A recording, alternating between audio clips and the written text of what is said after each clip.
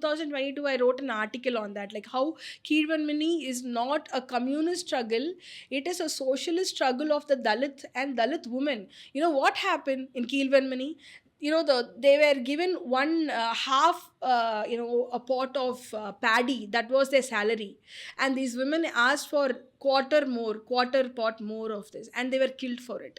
So these women who are cooking at homes, they even treat Kilvenmani as a masculine or a communist movement, but Kilvenmani movement was a Dalit woman movement, because 80% of laborers, agricultural land laborers are women, and they are 70% of them are Dalits.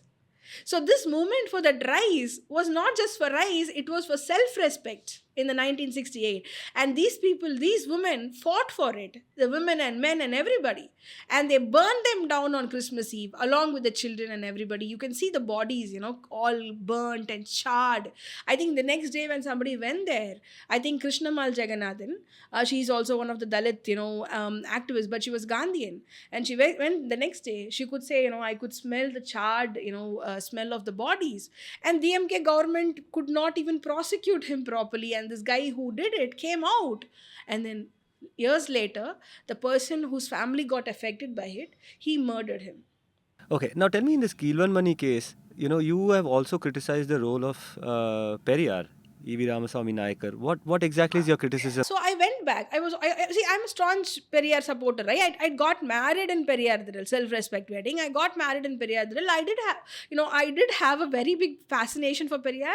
And right now, I do respect him on his takes on scientific temperament, federalism, atheism, a lot of things. I do, give respect to that. But when it comes to anti-caste, Periyar was more anti-Brahmin than, Dalit friendly. Then, he did attend, the last 5 years I've been seeing, he did attend a lot of caste group meetings of the OBCs and talking to them. He did or he didn't? You're saying he did or he didn't?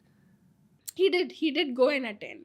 He did. So when I went, and because all the proofs are there in their own magazine, there is a magazine called Vidudalai, which is translated as Freedom, and their own magazine which was run by Periyar, which is now run by Veeramani, and Periyar goes to the East Delta region after that carnage which happened in Kilvenmani, and he said Dalit should not engage in political things like that, and he said the communists are the ones who provoked them to do that. Otherwise, this would have not happened. And he didn't condemn anybody. And the paper is there with me. A copy of that is there with me.